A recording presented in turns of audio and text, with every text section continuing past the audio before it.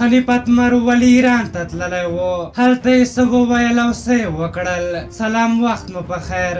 د حنیفت مر په مشره ایران ته د افغان لوري د 45 کسیز پلاوي سفر د دغه هیواد له بهرنیو چارو وزیر، کورنیو چارو وزیر، د کار او ټولنیزو چارو وزیر، د ملي امنیت سلاکار او د انرژۍ له وزیر سره تر لیدنو وروسته د یوې ګډې اعلامیې په صادرولو پای ته ورسېد. په دغه اعلامیه کې د دواړو هیوادونو ترمنځ په 3 میاشتو کې د ګډو همکاریو د اوږدمهاله تړون پر چمتو کېدو باندې ټینګار شوی چې د ولسمشرانو لخوا به لاسلیک کیږي. په اعلامیه کې همداراز ایران د افغان دولت په مالکیت د سولې د خبرو ملاتړ کړی او په افغانستان کې د تاوتریخوالي په راکمولو د سولې د مخامخ خبرو پر ژر پیل او د تلپاتې اوربند په ټینګېدو یې هم ټینګار کړی.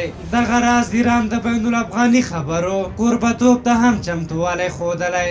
ګډه اعلامیه 15 مادې لري چې پکې د ایراني ځواکونو لخوا د افغانانو د وژنې د وروستیو پیښو په اړه په جزئیاتو د بحثونو خبر ورکوي او وایي دواړه لورو موافقه وکړه چې د دا ډول پیښو د نه تکرار لپاره به ځانګړي تدابیر نیسي. په اعلامیه کې ټینګار شوی چې د ایران او افغانستان پولې به خوندي او د قاچاق مخه به پرې نیول کیږي. همدارنګه افغان لوري ژمنه وکړه چې د پولې په اوږدو کې به افغان پوله ساتي ځواکونه په هغه پوستو کې ځای پر ځای کیږي چې پخوا یې پرېښي دي او ایران به افغانانو ته د ویزې په ورکړه کې له اوس په پرتله نورې اسانتیاوې هم رامنځته کوي. اعلامیه همداراز وایي دواړو لوریو د سوداګریزو توکو د راکړې ورکړې لپاره د اسانتیاو برابرولو په موخه د ځمکني، ریل او هوایي ترانسپورت یو تړون هم لاسلیک کړي او له مخې به یې په ایران کې افغان کارګرو ته